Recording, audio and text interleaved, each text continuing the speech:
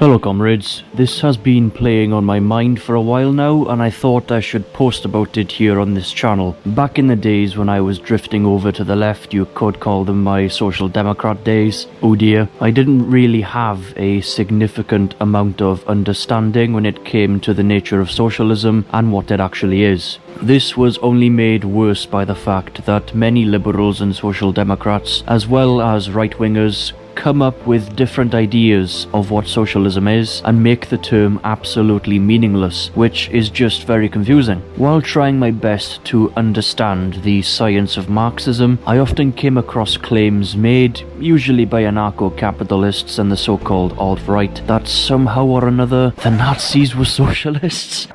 The Nazis were of the left, and I mean, if you read Hitler's books, if you read Mein Kampf, what you find is that he was very heavily influenced by Marx.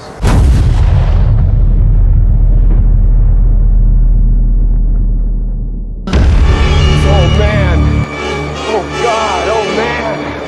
Oh God! Oh man! Oh God! Oh man! Oh God! Oh man! I know it's that argument again. However, for new leftists, it's a very unnerving thing to come across, and it can even put some leftists off out of fear. But why do rightists do this, comrades? Why do they try to compare the Nazis, who strived to save capitalism in a time of crisis, committed inhuman acts of genocide against innocent people, and started the worst war to ever happen in human history? You know, why do they compare them to the communists, who wish to see the destruction of capitalism and consequently the construction of socialism via a workers' revolution in order to liberate the proletariat from capitalist slavery? The simple answer for that is that they do it to fight for capitalism. That's all there is to it. The rewriting of history, a disgusting and disgraceful act, especially when it's seen by those interested folk who want to learn about and understand the world around them, who will consequently then go on to be extremely ill-informed. Let me start off by saying that this ridiculous argument of the Nazis being hardcore socialists stems from the old socialism is just big government, or socialism is just when government does stuff. To start off, we need to understand something called modes of production. Capitalism is a mode of production that is based purely on profit, hence the reason behind the terminology of profit motive. Things only get produced under capitalism if there is a profit to be made. A socialist economy, on the other hand, has something called a planned economy. If you don't know what a planned economy is, it's basically when things are produced to meet the needs and demands of the people. As a classic example, the Soviet Union, particularly in the Stalin era, had a planned economy. To elaborate on that, food was produced not to make as much profit as possible, like it is under capitalism. Food in the socialist economy of the Soviet Union was sold at a very cheap price because the Soviet Union's socialist system actually saw food as a necessity, as something that people actually need. This was also why the people of the Soviet Union had access to universal healthcare, housing, employment and education. This is basically the meaning behind the term planned economy. Instead of producing things to make big profits, you produce things to meet the demands of the people. This is not what happened in Nazi Germany at all, and I will be explaining why throughout this video. To say that the Nazis were socialists is to ignore the main literature of the party itself, which is Mein Kampf, written by Adolf Hitler himself. In Mein Kampf, Hitler essentially shows how he hated Marxism with a passion, describing it as a Jewish doctrine, a world pest, and a figment of a criminal brain. The evidence is really backed up by the fact that history has shown us that Adolf Hitler was actually pro-capitalist, anti-Marxist, and extremely socially conservative. It's why the Nazis and their laughable neo-Nazi followers of the 21st century are regarded as being on the far right. The Nazis were brought about by the Great Depression, a time when the workers of the capitalist world were facing destitution and unemployment, which did cause widespread discontent towards the capitalist system to be felt by workers, consequently leading to the ruling classes of the capitalist countries to use open and terrorist methods of repression against the proletariat. There were cases of workers' demonstrations being gunned down by the military, especially in Germany, when communists were subjected to repressions by the German ruling class, and when the late Rosa Luxemburg was actually murdered by a paramilitary wing of veterans from the German military who served in the First World War. Many of Luxembourg's killers then ended up joining the Nazi Party. What's more is that they were all backed by Social Democrats. Hitler's collaborations with conservatives and even Social Democrats to oppose the communists and save German capitalism from collapsing are enough to disprove this ridiculous argument of the Nazis being raving socialists. However, once called out on this, the anarcho-capitalists and the so-called alt-right will then turn to a new excuse of how the Nazis were supposedly socialists by throwing down the argument of the Nazi Party's name, which was the National Socialist German Workers' Party. Now, I'm going to apologize to any German viewers here because I actually find it very difficult to pronounce the German translation for this. So, just so you all know what the German translation for the party's name is, I will leave it up on the screen for you to see.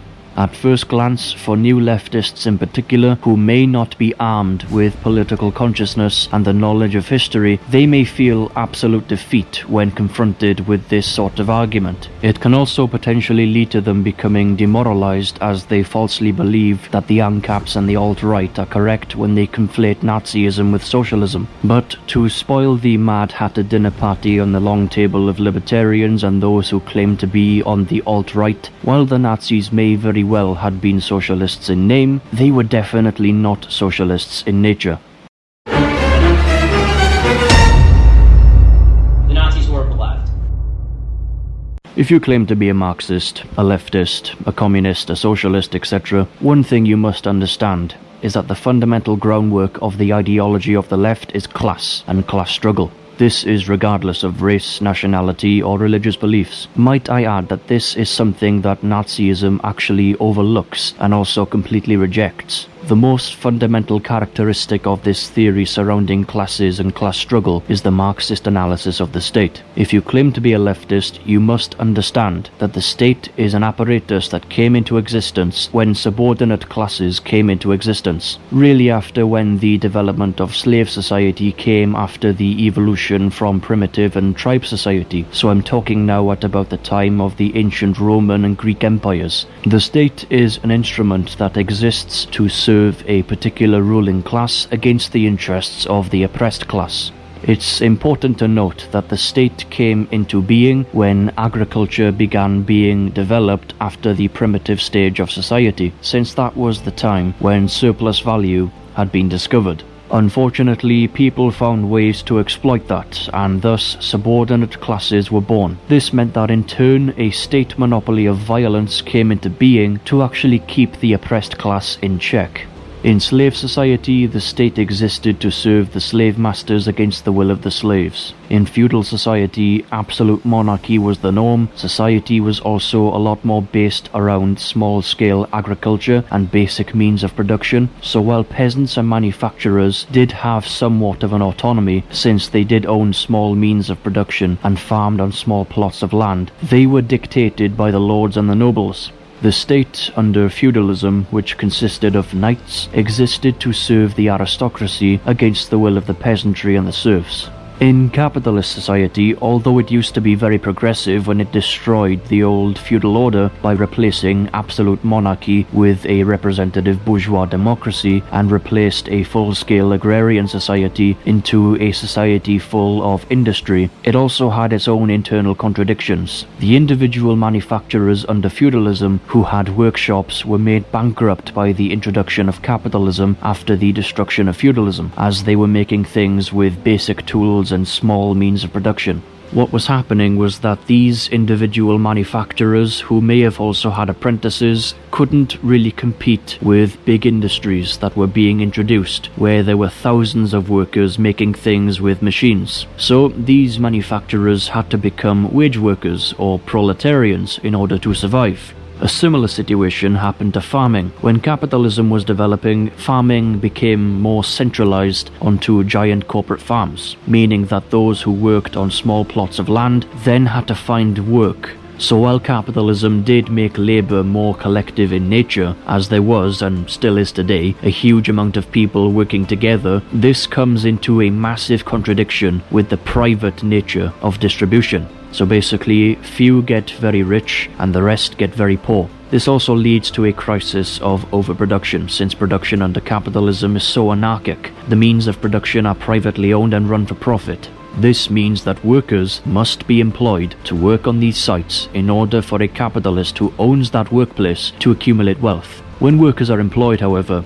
even though they generate lots of value through their own labour, most of it, on the other hand, the capitalist just takes it. This is because capitalists want their workers to produce as much as possible. They also want to sell as much of that stuff as possible, but then the catch is that they also want to keep the wages of these workers as low as possible to maximize profits. This is something that Marx and Engels called the extraction of surplus value. This extraction of surplus value is how capitalists make profits. It's also more widely known as exploitation. This is what leads to something called a crisis of overproduction. This contradiction leads to the consumers of a lot of the merchandise, many of whom, might I add, are actually the workers themselves, being unable to buy the products that are being sold. This is what leads to things getting destroyed as they're not getting sold, which becomes an incredible wastage of means of production. What comes next is companies going bankrupt and closing their doors, which ultimately leads to the workers in those companies becoming unemployed, while the wages for those still lucky enough to be in work go down, as profits for the capitalists become so much harder to come by.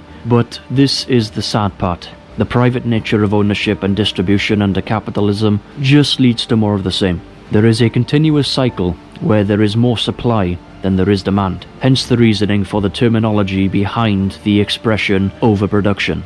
There is too much stuff, and that causes a crisis. It's a very, very strange way in how capitalism works. This is why capitalism, while it used to be very progressive for destroying the old feudal order of things, it has now become reactionary.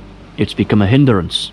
In order to keep the capitalist system going and to keep the workers in check, the state, which consists of the police, the military, and the legislative functions, exists to crush any workers' movements that may form in the workplace or go on strike to stand against the exploitation of the masses. Without the state under capitalism, there would be absolutely nothing to stop a group of workers in a factory from forming a union, killing the capitalist who owns the factory, and seizing control over the workplace to run it for themselves and their community. This is what anarcho-capitalists in particular don't understand at all. Essentially, private property exists under capitalism because of state intervention.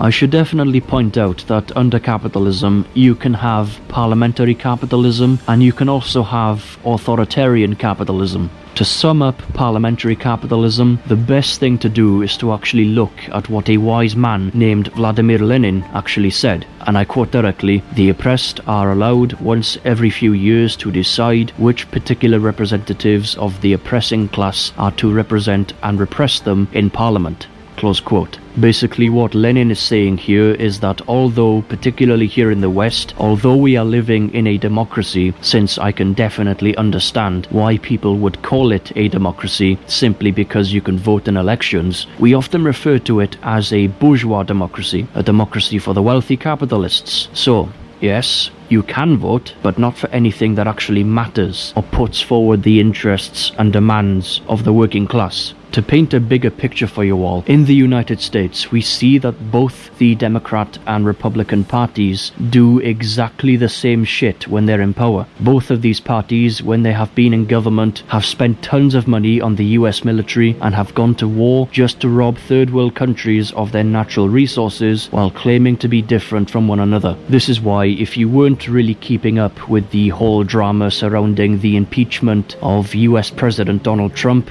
don't worry, I'd say that you really have not missed much at all. A similar thing goes for here in the UK. We're often having our attention drawn to us by the mainstream media in this country at all of the debates going on in the House of Commons in Westminster. Our ruling class basically tries to talk to us as if we're stupid, and for the majority of the population, it is unfortunately working very well as well. This is because we're basically told, oh, look at this falling out between Labour and the Tories over here. These are fake debates and false choices that are thrown to us by our ruling class in the hope that British workers won't notice that all of the options that are being offered to them are essentially the same. All of the major parties in the British Parliament follow a one-point programme, and that one-point programme is to save British imperialism. Now this is slightly more disguised than the US political system, where you really just blatantly have a choice between two imperialist parties, because the only difference with the UK is that there are just way more of these imperialist parties in the British Parliament. This is why you have more of an illusion of choice here in the UK than you do in the US.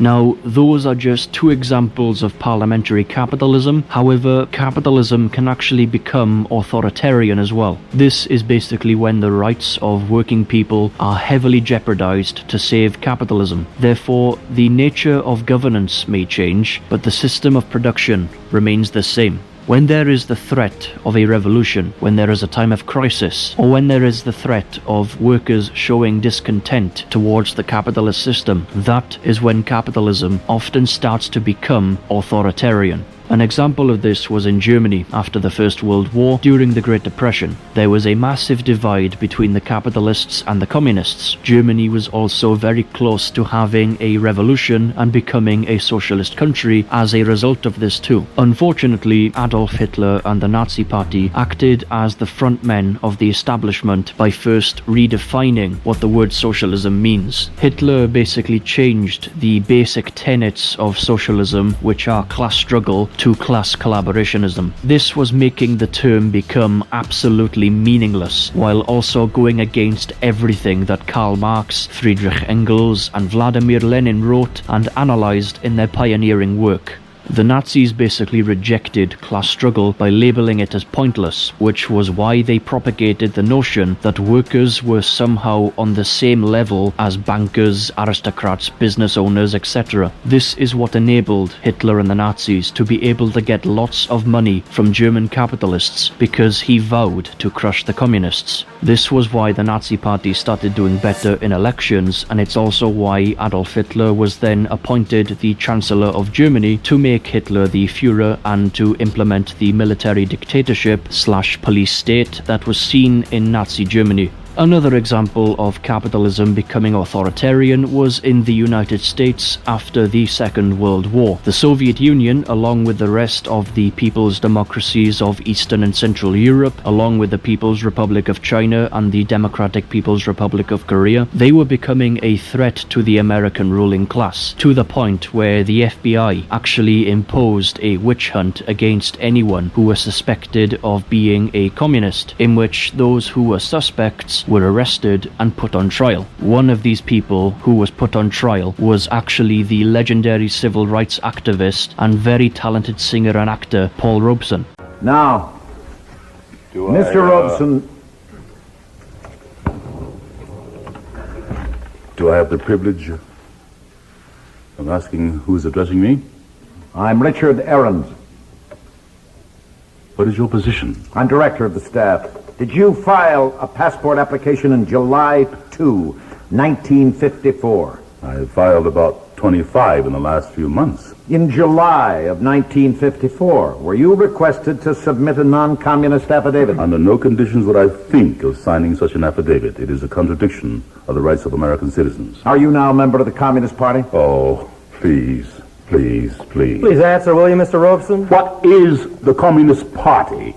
What do you mean by that? Are you now a member of the Communist Party? Would you like to come to the ballot box when I vote and take out the ballot and see? Mr. Chairman, I respectfully suggest the witness be directed to answer the question.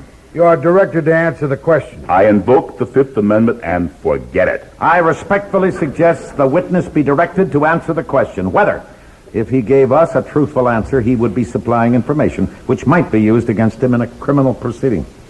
You are directed to answer, Mr. Robeson. In the first place, wherever I have been in the world, the first to die in the struggle against fascism were the communists. I laid many wreaths upon the graves of communists. That is not criminal. Even in the 1960s and the 1970s, when movements like the Black Panther Party and all of the other civil rights movements, as well as the movement against the Vietnam War, which were becoming pretty big across the United States, because of those movements becoming a threat to the ruling class, the CIA and the FBI were actually sent by the American ruling class to infiltrate these movements as a way of trying to crush them. A very similar event happened here in the UK when Margaret Thatcher was the Prime Minister. When the coal mines were closing down in the 1980s because they were not making enough profits for the ruling class, the miners basically went out on strike to try and keep their jobs. However, the British government actually sent agents to infiltrate the trade union movement, which was one of the things that destroyed it. I actually made a documentary about the miners' strike last year. There is a link to it in the description, and in that documentary you'll basically hear from my grandfather, who has told me lots of stories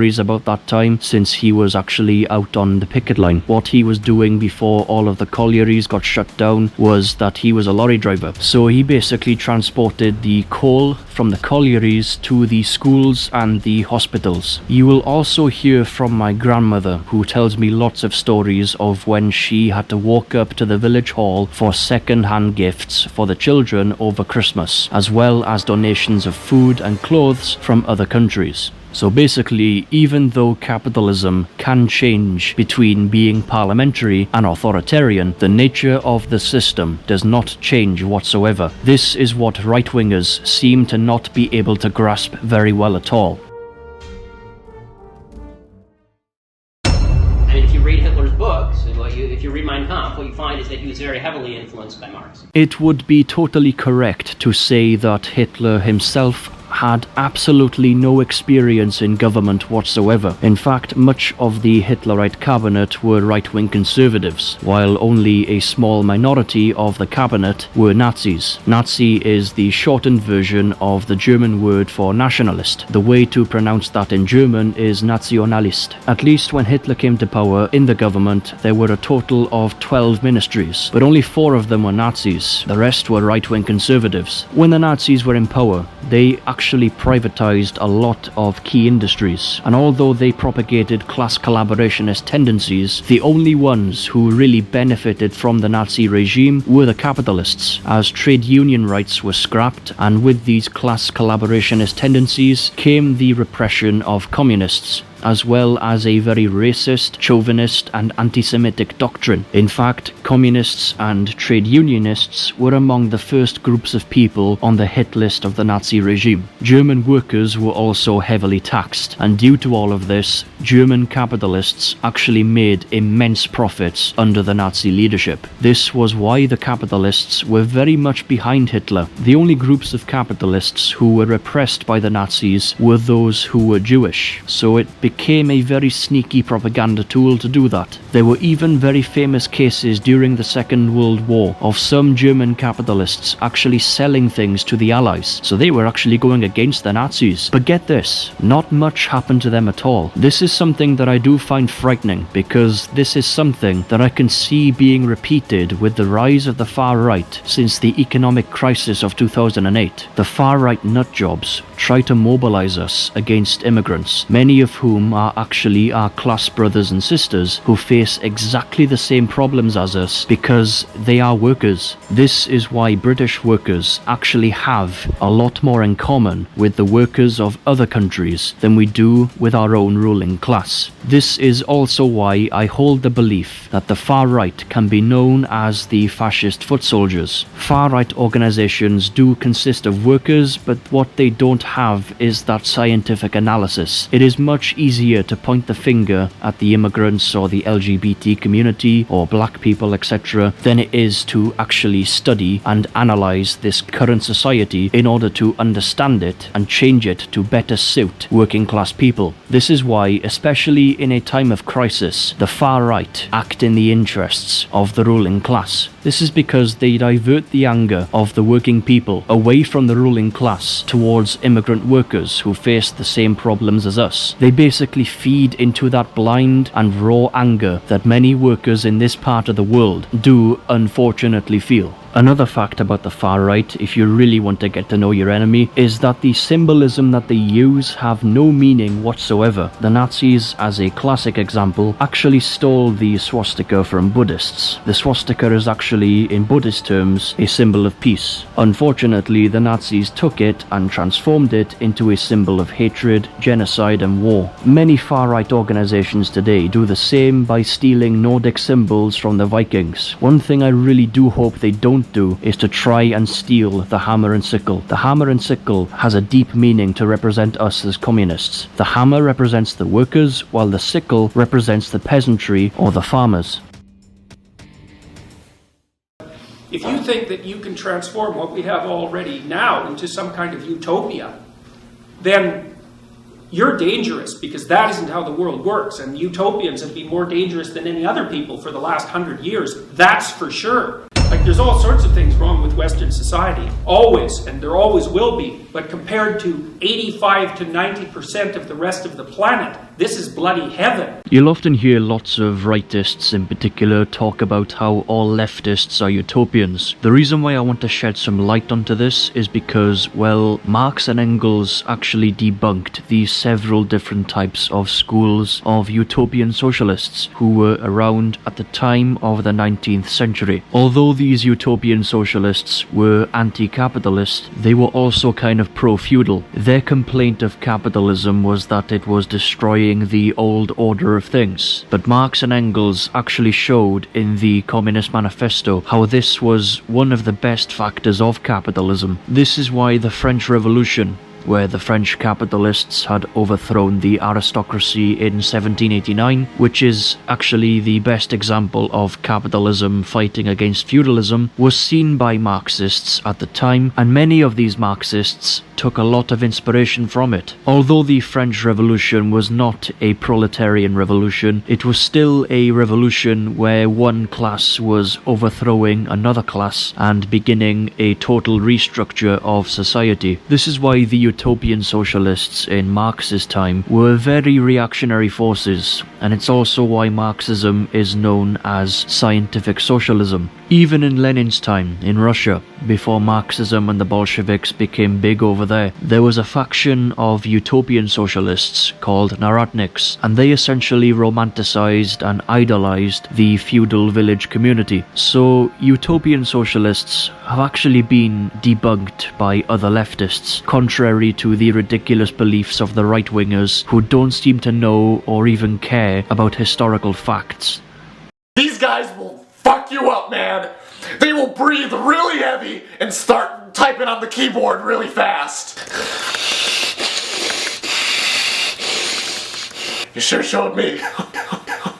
If I would have been in Stalin's position, I would have ushered in the damn utopia. Consequently, with the destruction of a capitalist society comes the construction of a socialist society, where the working class are the ones who now own the means of production. However, in order to safeguard this, a workers' state that consists of an organization of armed workers must be established to defend the rule of the working people over their own lives from the reactionary forces that threaten to restore the old, backward, exploitative and brutal order of capitalism, both inside and outside of the country. This is referred to as the dictatorship of the proletariat. Socialism is often referred to as the lower stage of communism. This is because it is the historical stage which acts as the transition phase between capitalism and communism. Communism is the final stage of history, where there are no classes, and due to this, the state would cease to exist. Of course, there would definitely still be things like community policing, however, the political state is what disappears, so things like the military and so on. But in order to get to this historical stage, you can't just jump from capitalism straight to full communism. If you do that, you'll end up failing. If the USSR had done that, the imperialist countries and the Tsarist monarchy would have just marched in, slaughtered all of the communists, and that would have been that.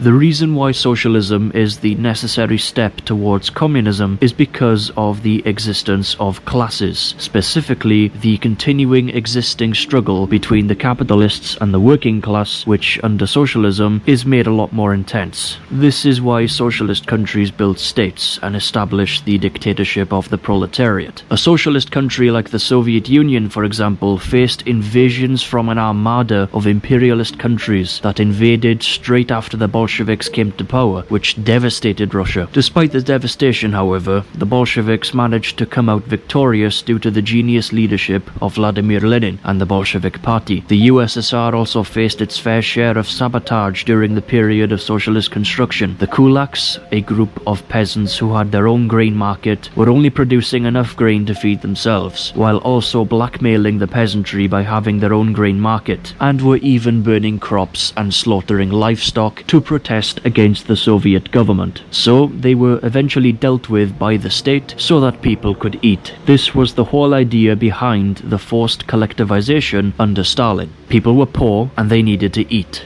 So it was the collectivization of agriculture and the intervention of the Soviet government to deal with the kulaks that ended the Ukrainian famine disaster of 1932 to 1933. Keep in mind that it wasn't the kulaks who directly caused the famine in the 1930s. It was caused by a major drought that was the result of extreme weather conditions that hindered harvests. Agriculture was also still stuck in the 14th century at this point, so the Soviet government was basically in the middle of providing more modern and mechanized agricultural equipment. As well as this, what you must bear in mind is that Russia was only industrialized in the 1930s and only became a modern country when the communists came to power. The USSR also helped the people of Mongolia fight off a Japanese invasion in the 1930s. The Soviet Union then had to protect itself from the onslaught of the Nazis in World War II, in which the Soviet Red Army endured astronomical casualties. The country was left in ruin, and 27 million of the USSR's people had been wiped out by the fascist hordes. As well as this, the Soviet Union faced a number of plots, sabotage and assassination attempts by reactionary forces inside the country too, with the greatest examples being the act of conspiracy against the Soviet government that was carried out by Leon Trotsky and his buddies that eventually led to Trotsky's assassination in 1940.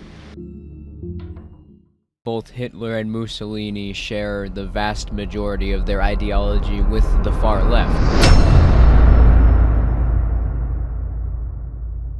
After calling out the anarcho-capitalists and the so-called alt-right on this fallacious argument of theirs, you would more than likely see them stir up the argument of regulation over production in Nazi Germany and the fact that it was quite heavy. They might say this to you when you give them the example of a socialist planned economy. First of all, every capitalist country has state regulation over production. It's the sole reason for why private property exists under capitalism. As well as this, the state is a necessary apparatus under capitalism to ensure that production functions in the first place. After all, the bourgeois state stepped in back in 2008 to bail out the banks who were in a crisis. The state under capitalism exists to serve the interests of the capitalist class. Without it, the entire system would more than likely collapse. Even if we look through history, we can see that capitalists are actually well in favor of the state to keep their system alive. The state would step in to back a capitalist due to either their own financial mismanagement or due to a workers' movement that is threatening their profits. But even if you look at the economy of Nazi Germany and compare it to other capitalist countries like the United States and Britain, they were all pretty much the same. Why was this the case?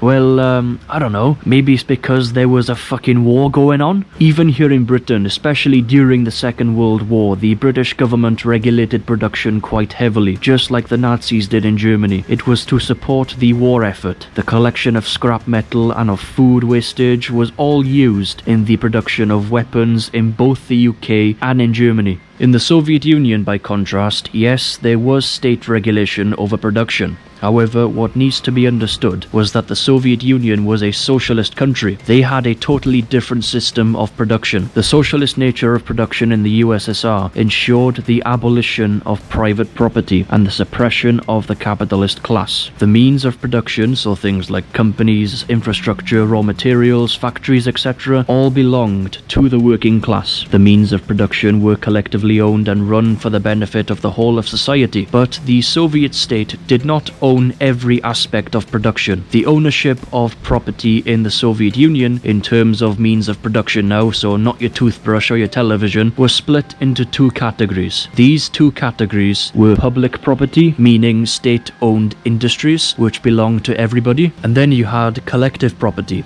with the best example being the collective farms that would run in the same way as cooperatives are. The cooperatives in the USSR, such as the collective farms, were all owned by the farmers who worked on those farms. Nazi Germany had a war-based economy, and the reason why the Nazi regime regulated production pretty heavily was to back the German war effort. The Nazis were building up the fascist war machine to prepare to invade other countries for resources and labor, even slave labor. The reason why Germany intended to become self-sufficient, although they never really became self-sufficient, was because you can't attack other countries and trade with them at the same time. It just does not work like that at all. The Nazis were basically carrying out naked imperialism. They were invading other countries for the resources and for the labor, while using racism and anti-Semitic nonsense as a giant scapegoat. To say that any country that has regulation over production automatically makes them socialist just makes the term absolutely meaningless. It also shows a complete lack of understanding of how capitalism actually works, let alone what socialism is. Both Hitler and Mussolini share the vast majority of their ideology with the far left. Like, well, think again, sunshine. I understand the doctrine of Marxism and everything about me is good. So, why do anarcho-capitalists and the alt-right denounce Adolf Hitler and the Nazis as hardcore socialists? Well, in short, yes, it's because they're ignorant. But as well as this, it is because the Nazis were a group of fascists who lost. Let that sink in for a moment, because you don't see right-wingers denouncing Pinochet, do you? Plus, the ANCAPs and the alt-right are also scared to support the Nazis. Of course, you'd see the odd handful of clowns who actually are neo-Nazis, but on a general scale, many of them are too ashamed to call themselves Holocaust deniers or pro-Hitler groups. Why are they scared? It's because Hitlerite Nazism now has a very bad reputation, and rightly so, for the horrific crime against humanity that was carried out by the SA during Kristallnacht, when Jewish shops were destroyed and where Jewish people were beaten up and murdered for being quote-unquote inferior. The crime against humanity carried out by the Waffen-SS during the Holocaust, with the systematic murder of those who were considered inferior. The list included Jews, communists, trade unionists, Red Army prisoners of war, black people, homosexuals, disabled people, the list goes on. And another atrocity included the pillage of other European countries as well as countries in Africa. When confronted with this laughable argument by an anarcho-capitalist or a member of the so-called alt-right of the Nazis being raving socialists, my advice is just to point at them and laugh,